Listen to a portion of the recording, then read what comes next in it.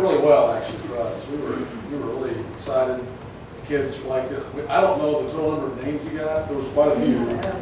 And our counselors are going to be the people that our students can talk to, and then they will come back and talk to these two. And they have to go through and do about an hour online training. And once they do that, they're part of it. So we had a lot of interest. And one of the things that is interesting to us is kids have bracelets and you don't get to see them because sometimes they can hide them. And they talked about being a bracelet too cool, or Jewel is cool. And after that presentation, we actually found that Jewel is cool bracelet in the bleachers and all torn up. So at least one kid we made it. But that was great. Okay. So do you guys feel education is the greatest, I don't want to say hurdle here, but I mean, most of the presentation, it seemed like misconception and everything else seems to be our biggest enemy. And I think that knowing and understanding what it is and understanding the dangers of it, they seem to have this conception that it's not bad. It's okay for you, it's not hurtful. And letting them know that no, it's not. I mean, we have a video that shows actually a kid going through and what it did to his body. Just letting them see that it is happening. I mean, the president's making the statement by trying to get rid of all these flavors. It obviously has something wrong, so just really making that known to them.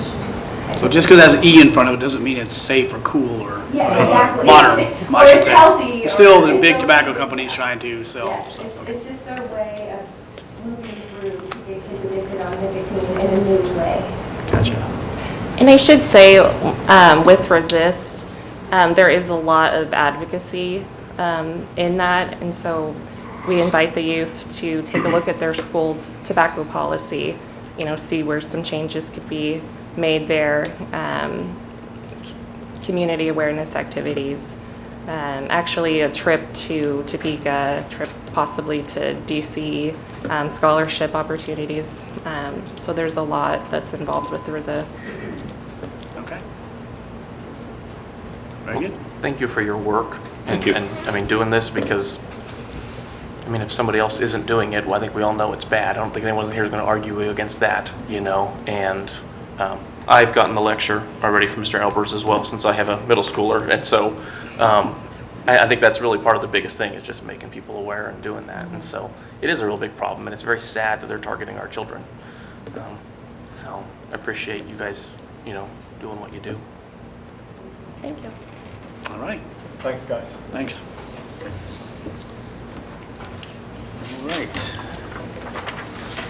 All right, let's move back to item number 7.2, district communication. Ron?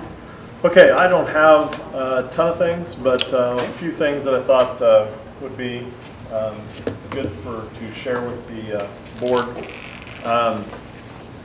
We are moving our early childhood, which we'll talk about here in a little bit. Center will be moving on Thursday, so we'll be officially in all 4 buildings on Thursday. So it'll nice. I say to be under one roof. I guess it would technically be 4 roofs, which we'll be under. So that will be happening on Thursday. Did want to share with the board. Friday was our official count day for the district. Just thought I'd share with you some of the numbers, what we're looking at as far as now. This is, I would not say this is official. We did try to make it as accurate as possible. But of course, this is head count. This is not FTE. So this is actual kids. And if you look at there, the left column, we're 233 students in kindergarten, going down 238, 223, all the way down. When you get down to grade 9, you will see that that is our total 9th graders. In the parentheses are students at the Learning Center. Okay. So, but they are in the totals. You'll notice down there at the bottom, right now, our projected student head count is 3,014, which you will notice it is less than last year, but if you'll look across the last 7 years, we are still higher than all the other years by a fairly large margin, other than the 2017-18 year.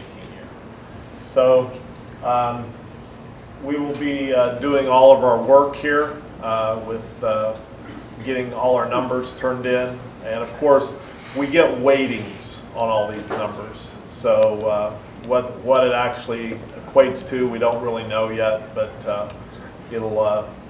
that's actually how many kids we're looking at in the district. So just to clarify, the columns that have audited Those above are- them, those have been weighted by? No, Oh. they're just, those are the numbers that were done in the previous years, and they were verified that those kids. Okay. Where right now, this was just taken off Power School and put in that little column. Okay, so they're verified. Yeah.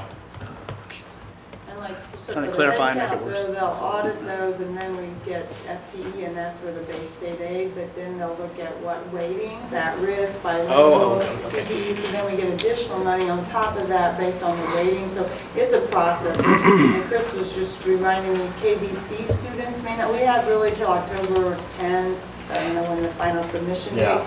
So because we offer so many services to the private school, KBC, they're hopefully we're short here rather than too much. This, I would anticipate, could even grow, plugging in some of those. Again, those aren't all necessarily, won't all be full FTE, but Right. it adds up. Right. Okay.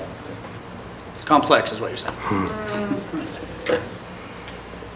Not just as easy as counting heads, you have to do a lot of stuff. Yeah. It seems like it should be so easy Yeah, to say. Should it's be. not as easy as you would think. Everybody sit in your seat. All right. Also, just would like to remind the board that October 7th is our next work study session. Right. And that is at Hayes High School. We'll have a building tour starting the evening. And then we will finish with talking about our CTE classes Right. at the high school. So Okay. that'll be October 7th. And just one minor thing, not minor, but happy birthday to Jess today. She decided to have a birthday Oh. party at a board meeting. So happy Okay. birthday, Jess. Happy birthday. birthday. Happy birthday. Can you tell us how old you are? Is that, Whew.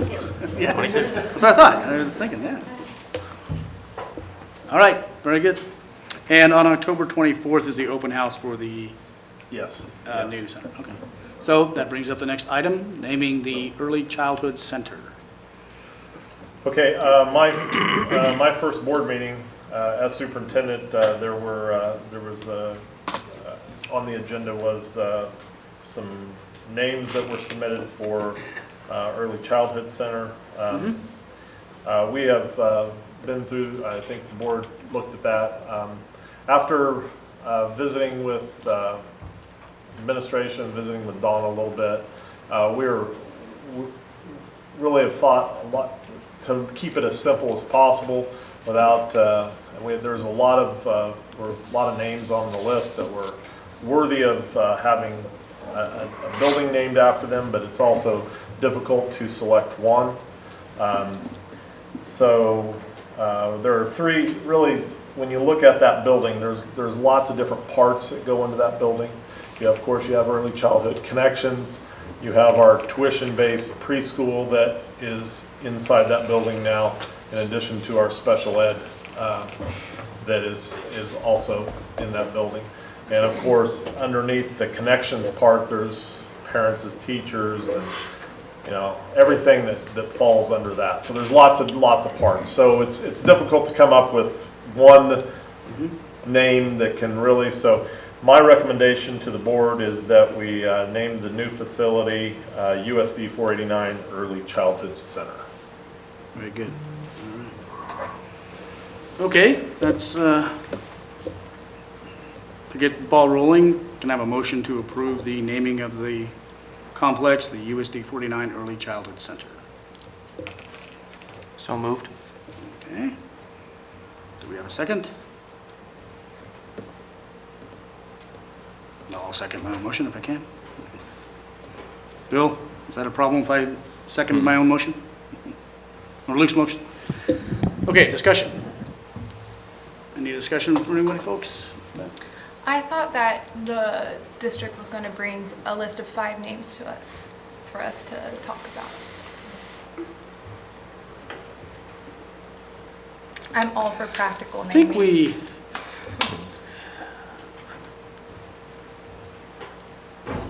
I don't remember that. I mean, I remember our discussion of that, and I don't know It if was stated. it happened.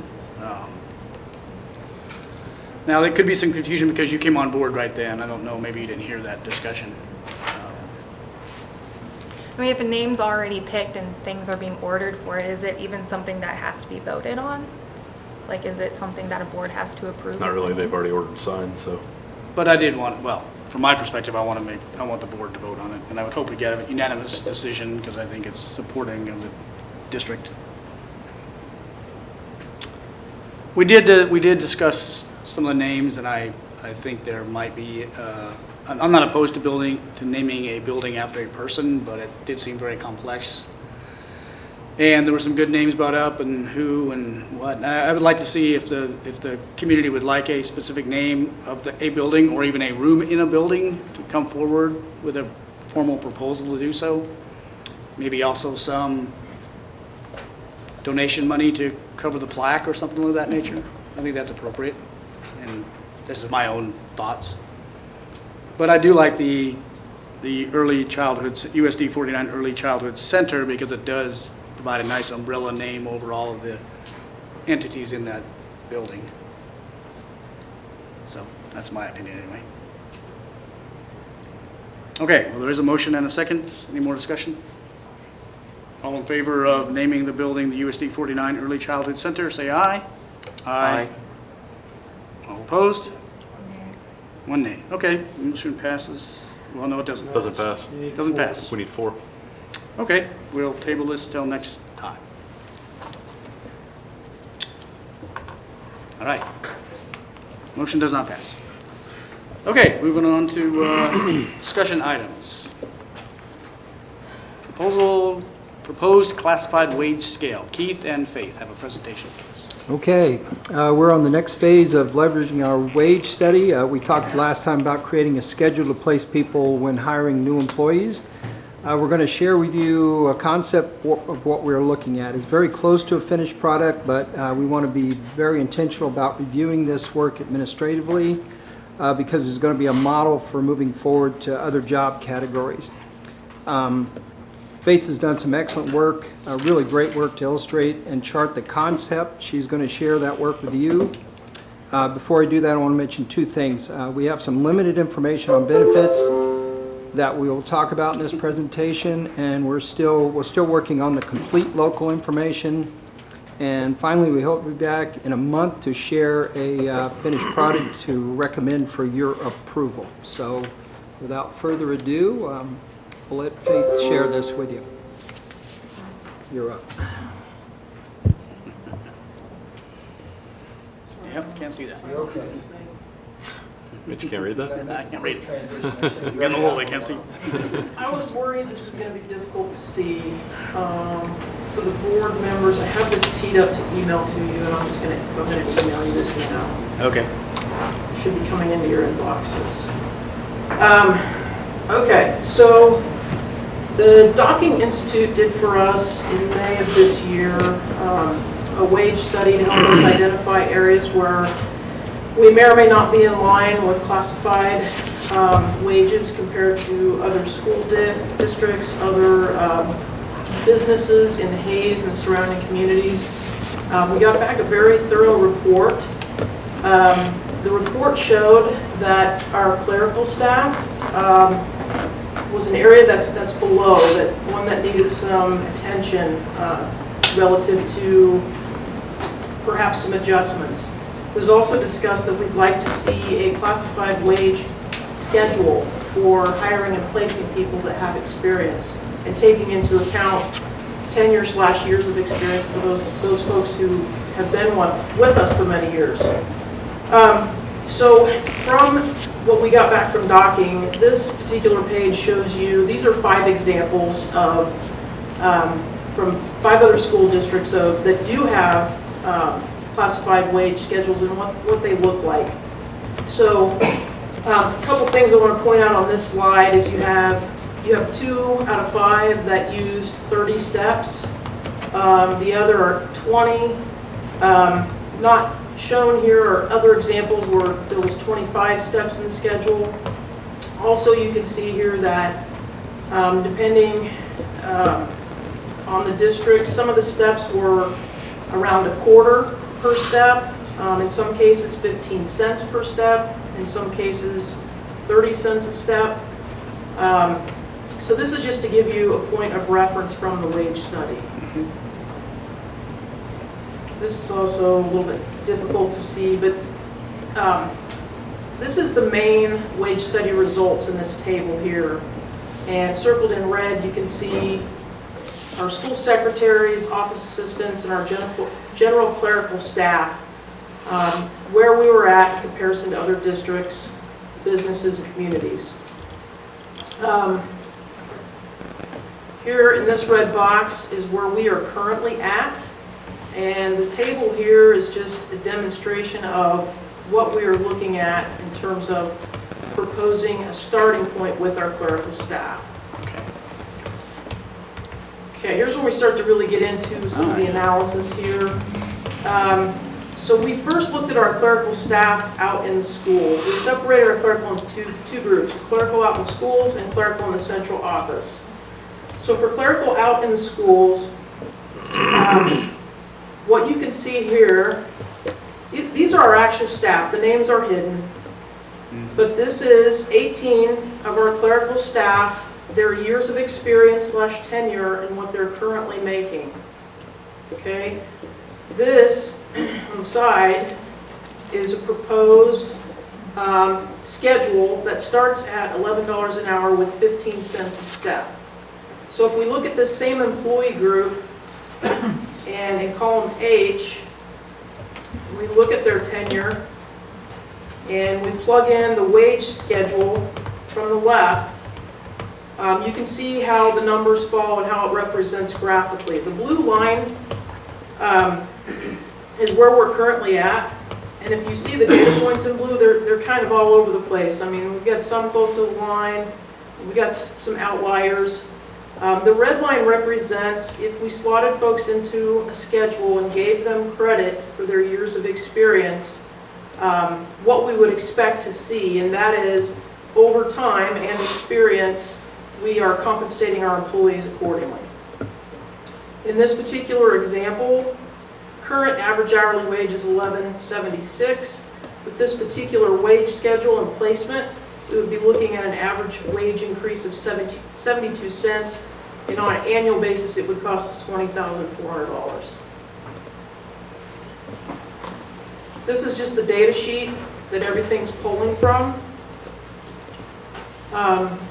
Here's our clerical level 2.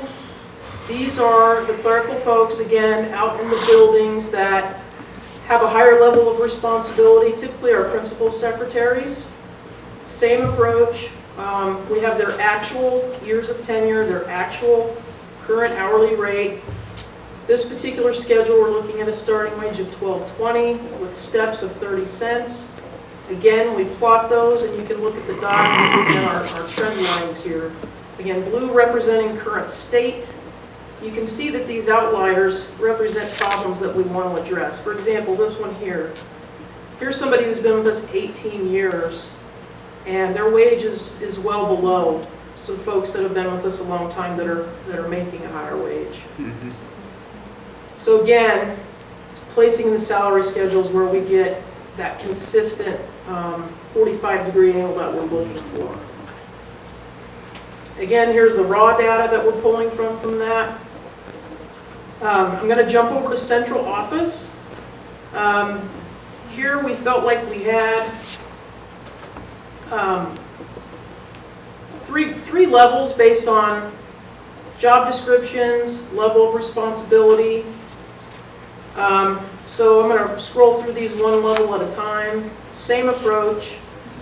Wage schedule proposed here starts $12.20, steps are 25 cents. So that's for your, this is for your entry level. Then we have a tier 2.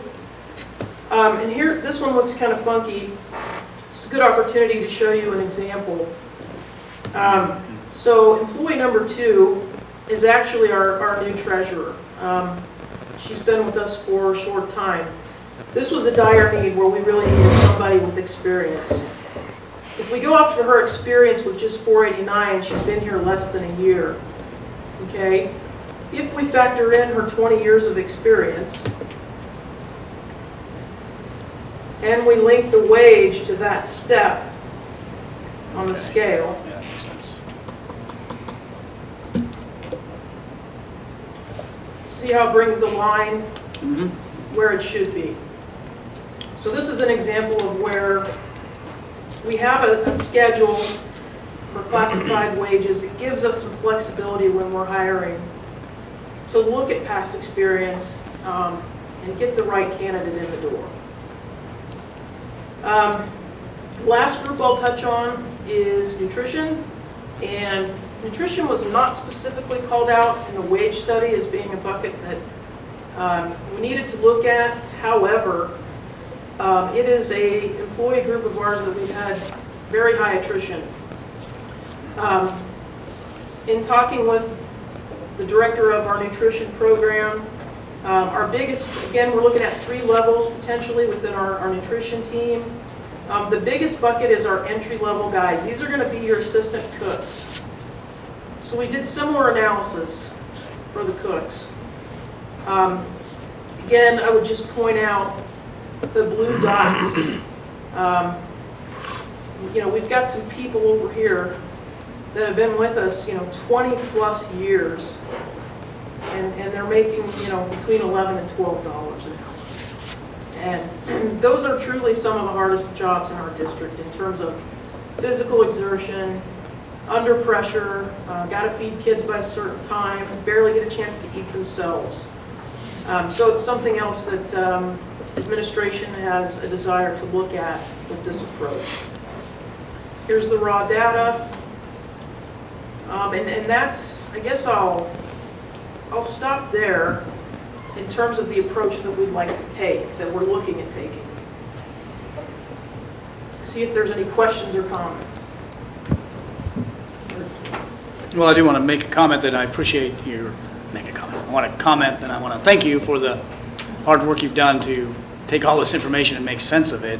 I really do like the line graphs you have. That makes it very clear for us to realize, for us to understand the issue we're dealing with. Even though I think we kind of felt it, that there might be an issue, but just really puts it out there in black and white or whatever. So thank you for that. Anybody else want to comment real quickly before we get, okay. This is very well put together, though. I mean, it's very clear, the plan. It's very clear where we are, what it's going to talk about, dollar amount. When we say yes or no on this, what are we actually talking? You brought up some really good points with the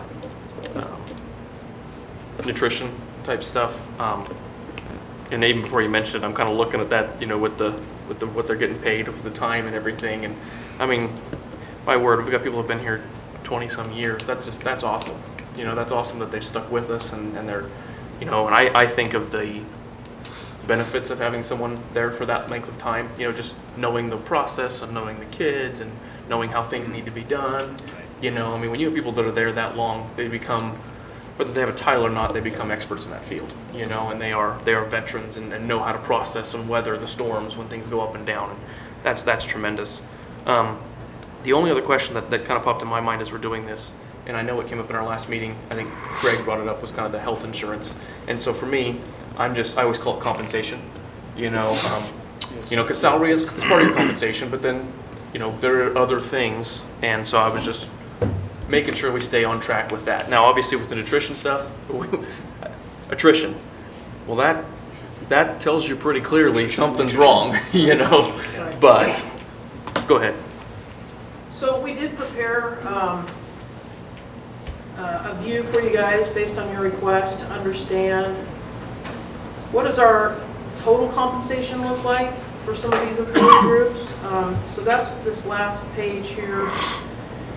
So highlighted in orange is Hayes, and the top table is, well, basically these are our 2 clerical buckets that we were looking at prior. We had so the Docking Institute did a wage study for us. They also did a benefit study for us. And where we had some overlap and had some data from both of those studies, that's what you're seeing in the table here combined. So We offer 4 different benefit plans with different deductibles. Other districts also offer different types of plans. But basically what I extracted here is just what the district would pay for a single full at as close a match to the deductible for that plan that we offer. So that would be our plan 2, which is a $3,500 deductible. And the district contribution is $720 a month, $86.40 annualized. So if you take current wage, let's see here. The current, I keep my math in here. We got base salary. Here's your information on your benefits. And then total compensation. Yep. So this represents total compensation and hourly wage when you add in benefits. What plan are we basing that off of? Plan 2. Plan 2? Yep. Okay. That's this right here. So we're looking at Liberal and Garden City. Those are districts that have larger enrollments than us. That's what these numbers are over here. And then Ellis, which is a smaller district. And here you can see the variance of how we compare to those districts all in total compensation and what it does to the hourly rate. Okay. I would like to point out with this whole conversation, the fact that we can assume benefits apply across the board to our clerical positions because they're full-time. And in the benefit study that we got back, and aligned with the wage study, anywhere from 25 to 30 hours is considered full-time benefit eligible. We did not see any response that dictated otherwise. And that matches pretty closely with us. We're at 30 hours, you're full-time benefit eligible. We really don't have control over what the benefit offering is, what the district contribution is versus the employee contribution. And the fact that those things are in flux, it can be a bit of a moving target at times. But this is as close of a view as we can provide for you on that question. That makes sense. Yeah. And this is very good. This spells it out very clearly, and I think this shows that we fall pretty well in line, even total compensation wise, looking at a couple smaller districts and a couple larger and one smaller.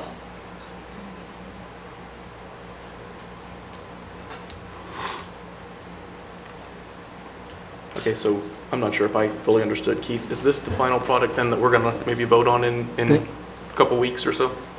This is the structure of it, and what I'm asking for is time to go back and really look at the numbers, make sure we can afford what we'd like to do. This is we think very close to what we can do, but I'm just like to woe back just a second, let us really evaluate this for a month, and we will come back to you with a strong recommendation. And I would appreciate that, even if it means, like, I look at some of this, I don't remember which specific ones, but, you know, some of them were a 15 cent or a 20 cent or whatever else. Yeah. I mean, take your due diligence. If we find that one category is a 15 and needs to be a 20 cent or 25, I mean, that's really what I'm looking at here is I'd like to make sure that when we do this, I love this and I love the concept. When we do this, we put it in, we do it right. You know, I mean, we don't sit there and say, well, we did okay, but we shortchanged these columns. Now we gotta go back and do it again in 2 years or something. So I would just soon, and I know that economy's gonna change, things are gonna change. We may have to come back and revamp it in 4 years, 5 years, or whatever. But I also wanna make sure that we spend enough time to do what's fair and make sure we put the right amounts in the buckets. So, thank you. but this is awesome tonight. I think you guys did a really great job of Faith taking. did a heck of a job. I Really, think Faith did a really. tremendous Oh, job. yeah. Yeah, on this spreadsheet, this is Faith. She just does an excellent job with spreadsheets and Excel and absolutely. Well, maybe it's just me. My family knows I love spreadsheets, so. Yeah.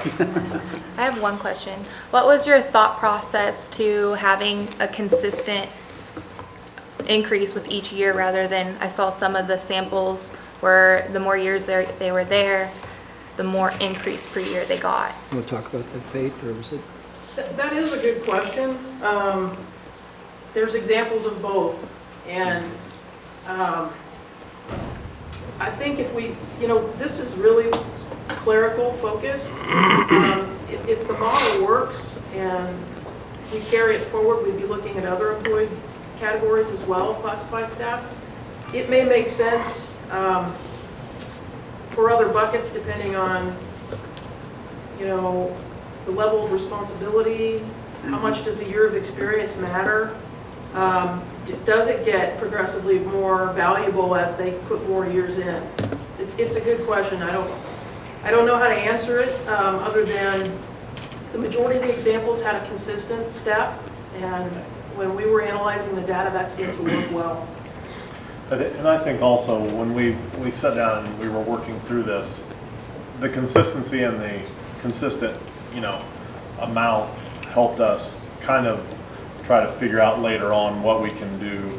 Because the problem is when you start escalating that it starts getting more expensive down towards the bottom, which we got so many buckets that we want to try and take care of within our budget. So that's why we stayed at the consistent rate. What I like about a consistent rate would be, like Faith was alluding to, there's two arguments for that. I mean, number one is with experience with us, they should be more developed and everything else, and we should compensate for that. On the role reversal, I think we can always think of an example where maybe someone has been there for 20 years, but somebody coming in at 5 may be better. Just because they have years of experience doesn't always mean it's perfect. I like the concept here where we have a little increment, and then I kind of like, that doesn't mean that we have to be limited to that. If we suddenly find, at some point in time, we have the budget and we want to increase salaries in one area, we certainly can, but this at least has a plan. So. Plus, these buckets we have here are assuming that the employee starts in the same bucket, ends up in the same bucket. If somebody gains experience in a job and moves up another step, that puts them on another scale, right? So, I don't know. Switch into a new position or something. Right, a new position. So, there might be some of that take place because if they have 10 years of experience in one job and they actually step up another level, then they're on a different scale, and that would be presumably more money. It's good because some of the examples we got from other districts were very complex and had, in a good way, I think. Yeah. But it's a good starting place. This is where we need to start. I think you may also have some information, probably not prepared to share it tonight, but the benefits information from Fort Hays and also Hays Med. We did. And I think my understanding of the information was that the benefits were about similar to what we offer in our district, but their wages are higher, indicating to me that we may be able to argue that even if we do provide good benefits, we can also step up a notch with our wages. So I think the benefits information you showed here, it suggests to me anyway that we can move ahead with some of these plans and not assume that, well, since we do have good benefits, we stay with the wages we have. That's my opinion anyway. Yeah, I wish, we actually just got the Fort Hays and Hays Med information this afternoon. Not in enough time to incorporate it. That would have been a nice view. We can certainly do that for, we can get it in there and redistribute it if you'd like to see it. Well, let's think about that. It'd be nice to see, I suppose, but I think at this point, I'd like to see you move ahead with fine-tuning the plan that you want to put in place. From my perspective, the concern that our wages might be artificially low because folks are compensated with great benefits, which I think we are. I don't think that bears out. I think that we should move ahead with our wage plan.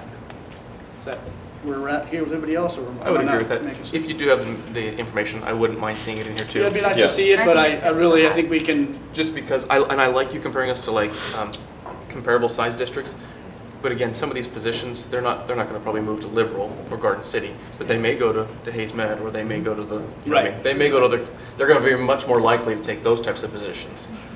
So that's probably where we're losing our nutrition staff. I would think that you're right. That's why the initial wage study focused on local businesses as well. Right. Absolutely. But I want to caution us with this point, that we could probably analyze this forever and never come up with a decision. So I think I would like to see that information, but I really think it's time for us to move forward with a scale of some type relatively soon. Does that make sense? Yeah, I think the plan is to bring it back in the October meeting. Okay, very good. Great job with this.